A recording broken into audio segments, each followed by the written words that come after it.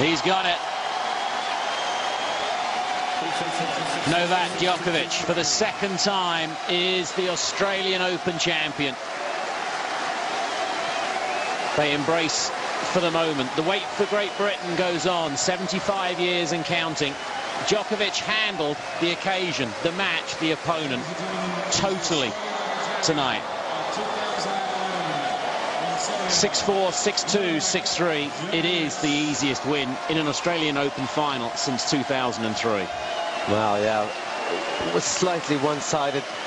Andy Murray making a bit of a comeback towards the end, but a fitting end to an Australian Open that was really dominated by Novak Djokovic. It didn't look too convincing in some of the early rounds, but once the opposition got harder, he really stepped it up. And Thomas Berdych, Roger Federer, and Andy Murray in a row, 9-0, with no chance of really losing a set. Incredibly well done. And he has many more Grand Slams in him to win.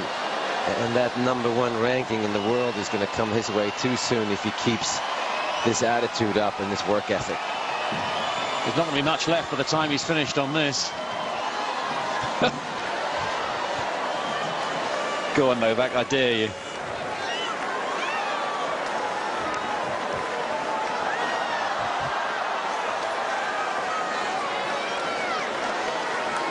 You can safely say he's pleased. It's his second major off the back of the Davis Cup triumph last year. Life is pretty sweet right now. Well, I think he's going to get back on that party train that he was on after the Davis Cup and keep celebrating.